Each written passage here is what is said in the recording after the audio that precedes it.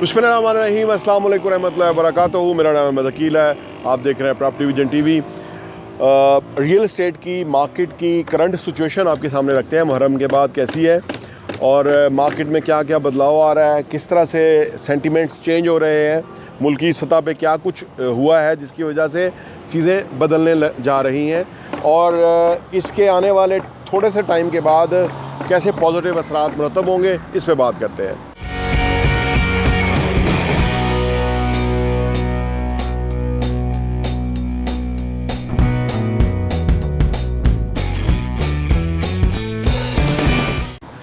इस वक्त पाकिस्तान में रियल एस्टेट कंस्ट्रक्शन, क्योंकि रियल एस्टेट का और कंस्ट्रक्शन का बिज़नेस तो चल ही रहा है, लेकिन टैक्सेस की वजह से और ये जो मुहर्रम का पीरियड था,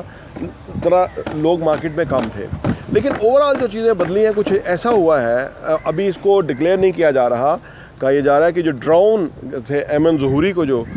मारा गया है, वो दरअसल उसके अगेंस्ट पाकिस्तान को डॉलर मिले हैं, क्योंकि पाकिस्तान ने वो जो इमरान खान ने वो शर्त रखी हुई थी ना, उसको पाकिस्तान ने वापस अंडू कर दिया है और वो अब बेसिस वगैरह देने के लिए तैयार हो गया। उस वजह से डॉलर आया है पाकिस्तान में, क्योंकि इससे कहा यह जा रहा है कि जो डॉलर 250 को टच कर गया था, 221 पे वापस आया है। तो ये क्या गिदड़ सिंगी हुई है कि ये वापस 221 पे आ गया है। जो भी हुई है, जिस भी सतह पे हुई है, उसमें एक पहलू ये भी शुमार किया जा रहा है कि हमें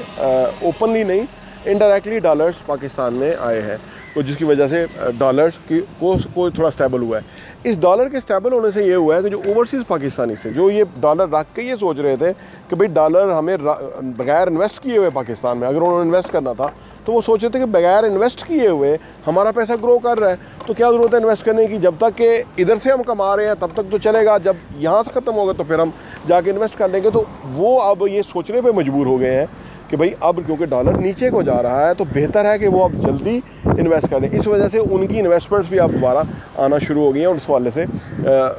जो है मार्केट में एक्टिविटी आना शुरू हो गई है ओवरसीज़ क्लाइंट के हवाले से। अगर मैं बात करूं, आने वाले टाइम में जो रियल एस्टेट इंडस्ट्री में जो चीज़ें होने वाली हैं, उनमें जो 2-3 चीज़ें बड़ी अहम हैं, वो ये कि ये जो 14 अगस्त के जो जलसे वलसे की जो राशि ख़त्म होगा, तो अब तो ये समझ तो ये आ रही है कि ये जो हुकूमत है ये इस तरह से चलेगी। सिर्फ एक चीज़ का इंतज़ार किया जा रहा है कि जो 3 अगस्त के तीसरे हफ्ते के अंदर पाकिस्तान को $1.2 बिलियन मिलने वाला है IMF से, वो जब मिल जाएगा तो फिर ये रियल एस्टेट के ऊपर जो टैक्स, बेजा टैक्स लगाए हुए हैं, जिस वजह से इंडस्ट्री रुक गई है, मेरे ख्याल से ये चहमगोइयाँ हैं कि वो टैक्स को ये उसमें थोड़ा बेहतरी लाएंगे, यानी वो टैक्स कम करेंगे। क्योंकि अब हो ये रहा है ना कि जो टैक्स तो ज़्यादा लगा दिया, अब लोग ट्रांजैक्शन ही नहीं कर रहे, तो गवर्नमेंट को टैक्स ही नहीं मिल रहा, तो उस टैक्स लगाने का फ़ायदा भाई अंधे को भी पता है कि भाई टैक्स तो लगाना इसलिए होता है कि भाई टैक्स बढ़े, जबकि आपने टैक्स लगाया और टैक्स ही कम हो गया, आना कम हो गया, लोगों ने ख़रीद फरोख्त ख़त्म कर दी, तो फिर फ़ायदा तो कुछ नहीं होगा। तो मकसद लोगों को बेरोज़गार करना तो हरगिज़ नहीं है ना, तो लिहाजा ये टैक्स के ऊपर इसको दोबारा थोड़ा ये करेंगे, क्योंकि आने वाला जो 10 महीने या अगर 12 महीने ये हुकूमत चलती है जिस तरह से भी है, तो वैसे तो इस हुकूमत को चलने में बड़े मसाइल पेश आ रहे हैं और महंगाई और इस तरह की चीज़ें जो है, जिस वजह से लोगों को ऑलरेडी तंग है। लेकिन गवर्नमेंट, ये जो मौजूदा हुकूमत है, कुछ ना कुछ इक़दाम करेगी ताकि अश्कशोई के लिए लोगों के साथ कोई ना कोई करेगी, और उसमें ये टैक्स भी शामिल है, महंगाई भी कम करेगी, ऑयल प्राइसेस भी थोड़ी नीचे आएंगी, क्योंकि अभी इंटरनेशनल प्राइस वैसे ही नीचे आ चुकी हुई है। पाकिस्तानियों को भी वो रिलीफ नहीं मिला जो कि ये बड़े दावा कर रहे थे, तो वो अभी मिलना शुरू होगा, वो भी देंगे। तो इससे जो डॉलर मज़ीद भी नीचे 200 तक टच करेगा, जो ऑयल प्राइस है वो भी थोड़ी कम होंगी, और इस तरह जो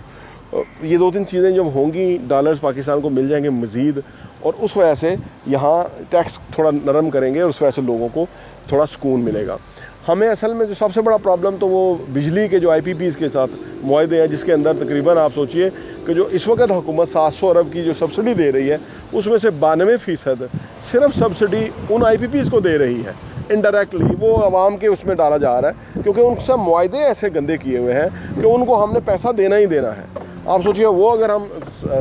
700 अरब में से 92% अगर वो दे रहे हैं, विच इज़ फ़र्ज़ करें 600 अरब है, अगर वो 600 अरब लोगों की उसमें चला जाता तो लोग को रिलीफ मिल जाता। फिर हमारा जो आप देखिए, हमारे जो कर्ज़े और उनके ऊपर जो डेट्स हैं, जो सूद है, वो इतना ज़्यादा है, तो उस वजह से पाकिस्तान की जो इकॉनमी है ना, वो बड़ी अजीब-ओ-गरीब इकॉनमी है ना हमारी। लेकिन बहरहाल अगर ये रियल एस्टेट पे टैक्स कम कर दें और लोगों को काम करने दें, चलने दें, क्योंकि वोट भी लेने हैं, बात याद रखें। अगर इन्होंने अभी रोक रखा ना जिस तरह से टैक्स लगाया, तो लोगों ने इनको जूते मारने हैं, क्योंकि लोग अपना देखिए, कोई रोटी जब आप उसकी रोज़ी छीन लें ना, तो उसके दिल से आपके लिए दुआ नहीं निकलती और आपके लिए वो कोई जज्बात नहीं है। तो जब आप, और ये जो मुस्लिम लीग नवाज़ की जो हुकूमत है पीपल्स पार्टी का, तो जो चलो वो तो मुलाजमों को ज़रा रिलीफ देती है, पीपल्स पार्टी मुस्लिम लीग नवाज़ की हुकूमत जो है, वो कहा यह जाता था कि इनका बहुत बड़ा वोट बैंक जो है वो ट्रेडर्स और बिज़नेस क्लास है। तो ये अगर उसको खो देंगे तो ये और भी, यानी पंजाब में हुआ है जो 15 सीटें PTI ले गई है, तो इनको और भी मार पड़ेगी। तो लिहाजा ये जो अभी आने वाला टाइम है, IMF से पैसा मिल जाए, थोड़ा बहुत लोगों को रिलीफ मिलेगा, थोड़ा टैक्स कम करेंगे, उससे लगता है कि मुल्क थोड़ा चल जाएगा। और इनका भी बड़ा टेस्ट है, तो क्योंकि बहरहाल इलेक्शन तो होने ही होने हैं, जितना मर्जी जो है ये डिले करें, लेकिन इससे ज़्यादा डिले कर नहीं सकेंगे, क्योंकि फिर वकला निकल आएंगे, फिर आम सिविल सोसाइटी निकल आएगी, फिर और दुनिया बोल पड़ेगी, फिर दुनिया की जो जमहूरियत के हवाले से जो तंजीमें हैं वो बयान देना शुरू कर देंगी, इंटरनेशनल जो जर्नलिज्म के फोरम है वो बातें करना शुरू कर देंगे। तो गवर्नमेंट की लिजिटिमेसी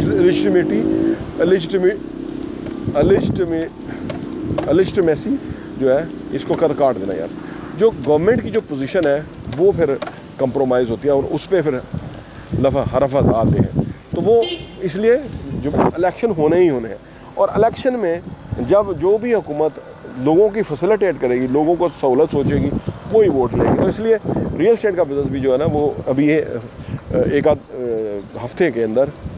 बेहतर पोजीशन में जाता हुआ नज़र आ रहा है। प्रॉपर्टी वीडियो देखने का बहुत बहुत शुक्रिया। और हाँ, यहाँ मैं आपको ये भी बताता चलूँ, प्रॉपर्टी विजन का जो हमारा एडिशन है, वो साल के 12 एडिशन आपको सिर्फ 1000 रुपये के ऊपर मिल सकते हैं। आप अगर आप चाहते हैं कि आपके पास ये सॉफ्ट कॉपी में आ जाए और आप उसको अपनी ईज़ में पढ़ सकें और मुख्तलिफ़ चीज़ों को गौर कर सकें, हमें आप व्हाट्सएप कीजिए ताकि हम आपको वो भेज सकें। और आप सिर्फ 1000 रुपये में हमारे 12 एडिशन पूरे साल के 2022 के आपको मिल जाएंगे, और आपके लिए वो बहुत ही ज़बरदस्त इन्फॉर्मेशन होगी। आप किसी के साथ शेयर भी कर सकते हैं, अपने लोगों के साथ भी, ताकि आप वो कंटेंट पढ़ें, वो मवाद पढ़ेंगे। जिस तरह आप अच्छा कंटेंट पढ़ेंगे कि कैसे पैसा कमाना है, कैसे पैसे को मल्टीप्लाई करना है, कैसे पैसे की टेक केयर करनी है, कैसे पैसे को जो है ना वो सही जगह पे डायरेक्शन पे लगाना है, कैसे एसेट्स बनाने हैं, असासों से किस तरह कमाना है, और वो कमाने के बाद उन पैसों को किस तरह से इन्वेस्ट करना है, इस तरह की बहुत ही ज़बरदस्त इन्फॉर्मेशन जो है वो रियल एस्टेट के हवाले से हम प्रॉपर्टी विजन के मैगज़ीन के अंदर पब्लिश करते हैं, और वो हम आपको इंशाल्लाह भेजेंगे। सिर्फ 1000 रुपये में 12 एडिशन आपको मिलेंगे।